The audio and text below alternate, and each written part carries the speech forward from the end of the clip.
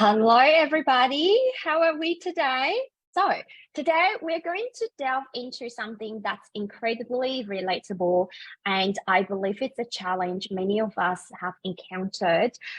So, I want to talk about the prospects of attending an event, especially a native English speaker dominated event where you find yourself being one of the very, very few non-native English speakers. It could be anything from a work function, Friday night drinks with colleagues, a networking event, or maybe it's a meetup event that has kind of like been on your radar for quite some time. You know that you want to go, but those nerves, the feeling of being out of place, not being able to keep up with native English speakers in conversations, or being the only person who's different, like these fears, they're holding you back. Right. And I'm curious to know who's been there before, because I know I'm definitely not alone in this, because that's definitely something I struggled with in the past. And today's conversation, today's life is also inspired by a recent coaching call that I have done with my students. And I thought it would be beneficial for everyone here to know as well, because I've definitely remember so many times in the past, right? Like it happened when I was the only non-native English speaker, and then the thought of it really just like played tricks on my mind. And the thing is, we often create this kind of mental barrier that is actually not reflective of reality, because the truth is, people are hardly as focused on our accents and mistakes as we think. So with that in mind, first thing first, let's just shine a light on the worst case scenario. So now I'd like everyone who's watching this right now to picture an event that you might be attending very soon, right? So it could be a work event, could be a social event. So I'd like you to have an event in mind, and also picture what's the worst case scenario. What's the worst case scenario that might possibly happen? So I'd like you to picture that in mind as well. So maybe that's going to the event and not having anyone you can connect with, feeling the only person who's different, or making silly mistakes and then replying those mistakes, like a broken record for the rest of the night, and not being able to concentrate on what other people have to say, or just feeling completely alone at an event with nobody to talk to. So what's the worst case scenario that you have? Now, and feel free to share this in the comments as well, because I know whatever it is that you are going to share, it's going to resonate with at least one person out there. Now, so let's just take a moment to have a think, reflect on that question first. And the next thing that I would love for you to do is to put this to the test. Now, so on the scale of 1 to 10, how likely do you think this worst case scenario would happen? So 1 being highly unlikely, 10 being highly likely. So how likely do you think this might happen? Now, so I want you to have a number in mind as well. Now, the next question I'd like you to ask yourself is, I'd like you to visualize how you would graciously navigate through it. How would you navigate through the worst case scenario if it did happen, right? If things don't go as planned, what steps can you take to regroup and lift yourself up? So I would love for you to write those steps down. That could help you bounce back right away.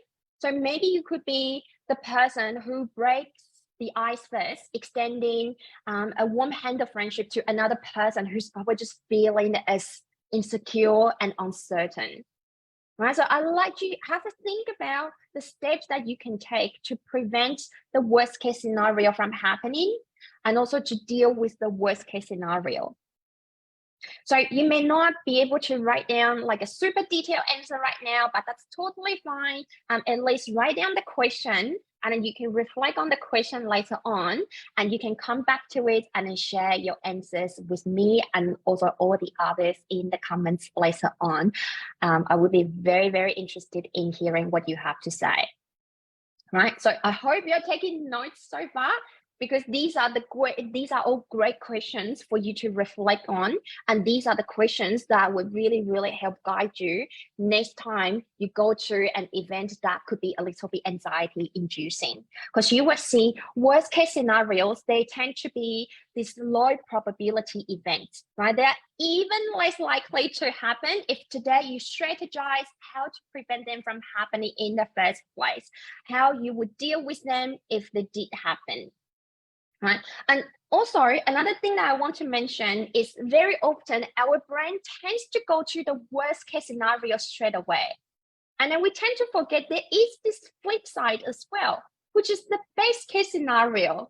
Right. So you really want to train your mind, you want to marinate your brain in the best case scenario.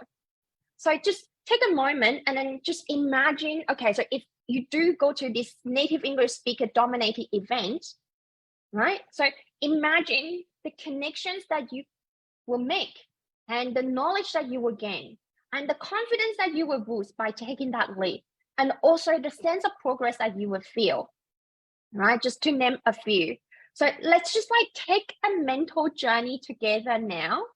And as you're watching this right now, you can close your eyes if you like.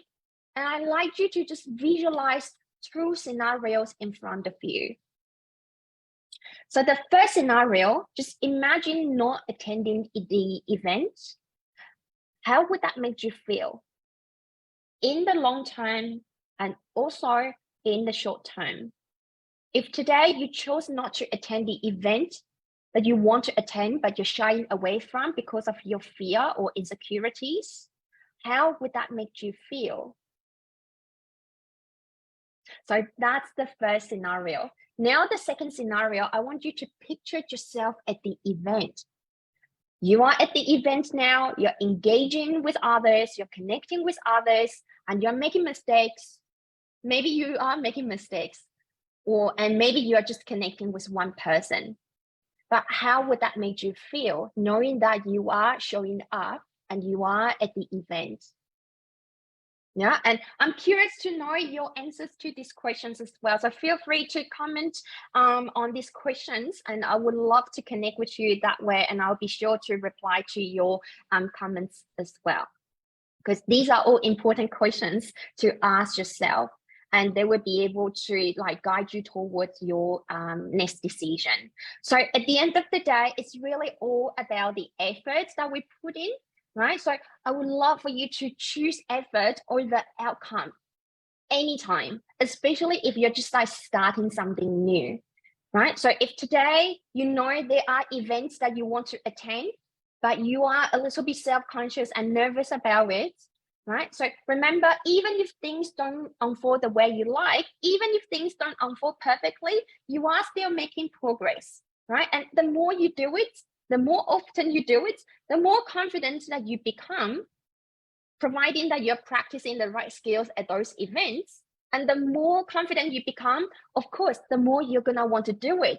And the more you do it, the more confident you become, the more competent you become as well. And it really just creates this positive feedback loop, right? And that's literally the state that you want to be in. So of course, there are going to be times and situations that might take, like a bit of getting used to. But if we never start, we're never ever going to be able to get used to those situations, right? And if we never start, and we are literally depriving ourselves of the opportunities to see our potential and to adapt, to overcome, and also to thrive.